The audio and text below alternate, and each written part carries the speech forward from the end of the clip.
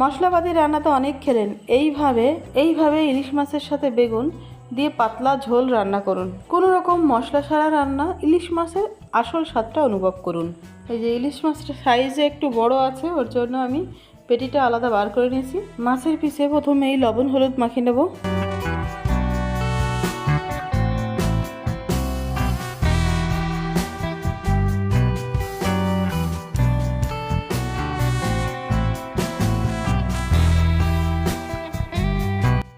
অন্যদিকে আমি গরম কড়াইতে সর্ষের তেল দিয়ে দিলাম পরিমাণ মতো।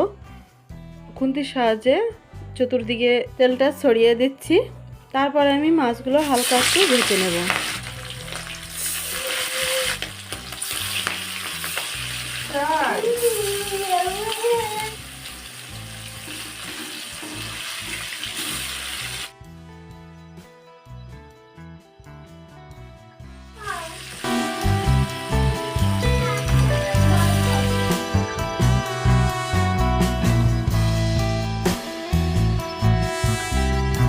প্রথম ব্যাচের মাছগুলো আমি এই যে ভেজে তুলে নিছি, বাকি মাছগুলো কড়াইতে দিয়ে দিলাম ভেজে নেওয়ার জন্য।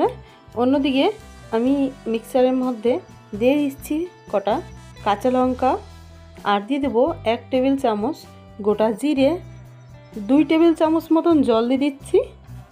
তারপরে আমি মিক্সারের জারের ঢাকনাটা দিয়ে এটা একটা মিহি পেস্ট করে নিয়ে আসবো। সব মাছ ভেজে নেওয়ার পর বেঁচে থাকা তেল আমি কিছুটা পরিমাণ তুলে নিচ্ছি, কারণ এই তেলটা ভাতের সাথে খেতে কিন্তু ভীষণ ভালো লাগে। এবারে সামান্য একটু তেল আছে কড়াইতে, ওর মধ্যে আমি দিয়ে দিচ্ছি শুকনো লঙ্কা একটা, সামান্য কটা কালো জিরে, আর আগে থেকে আমি 2টো বেগুন এরকম করে কেটে রেখেছিলাম, ওগুলো দিয়ে দিলাম। পরিমাণ মতো লবণ দিয়ে দিলাম, হলুদ দিয়ে দিচ্ছি পরিমাণ মতো।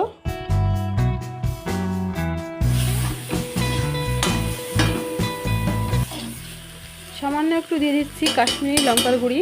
যদিও কাঁচা লঙ্কা দেওয়া আছে, এই কাশ্মীরি লঙ্কার গুঁড়িটা দেওয়ার জন্য তরকারির কালারটা খুব সুন্দর হবে।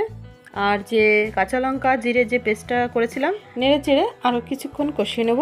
অল্প একটু সময় ধরে নাড়তে চাড়তে যখন এরকম একটা পর্যায়ে চলে আসবে, তখন আমি এর মধ্যে পরিমাণ মতন অর্থাৎ হাফ গ্লাসের মতো জল দিয়ে দিচ্ছি। এমনিতে বেগুনটা কিন্তু 50% মতন গলে গেছে, ওর জন্য এই রান্নাটা হতে কিন্তু বেশি সময় লাগবে না। ওই জন্য জলের পরিমাণটা খুব বেশি দেওয়ার দরকার নেই। 2 থেকে 3 মিনিটের মতো ঢাকনা দিয়ে ঢেকে রান্না করার পরে আমি এই যে ভেজে রাখা মাছগুলো কিন্তু এবারে দিয়ে দেব।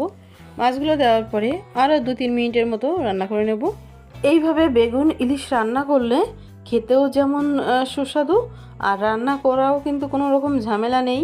মানে ভীষণ মশলাপাতির ব্যবহার এখানে হচ্ছে না, শুধু জিরে আর কাঁচা লঙ্কা বাটাটাই যা দেওয়া পড়েছে। কিন্তু এই তরকারিটা রান্না করলে এই পদ্ধতিতে খেতেও কিন্তু খুব সুন্দরই লাগে। যখন ইলিশ মাছ বাজার থেকে আনেন সরষে বাটা এবং বিভিন্ন পদ্ধতিতে খেয়ে যখন বিরক্ত হয়ে যান, যখন পাতলা ঝোল টাইপের খেতে চান, তখন এই পদ্ধতিতে রান্না করে খাবেন, খুব ভালো লাগবে। বেগুন কিন্তু খুব সহজেই রান্না হয়ে যায়, মানে খুব তাড়াতাড়ি গলে যায়, সেজন্য রান্নার সময়টা কিন্তু খুব বেশি লাগলো না, খুবই অল্প সময়ের মধ্যেই রান্নাটা তৈরি হয়ে যায়। তো আমার আজকের রেসিপি বেগুন ইলিশের পাতলা ঝোল রান্নাটি কেমন লেগেছে অবশ্যই কমেন্ট করে জানাবেন। ভালো লাগলে লাইক করবেন, চ্যানেলে নতুন হয়ে থাকলে চ্যানেলটিকে সাবস্ক্রাইব করে অবশ্যই আমার পাশে থাকবেন। খুব ভালো থাকবেন।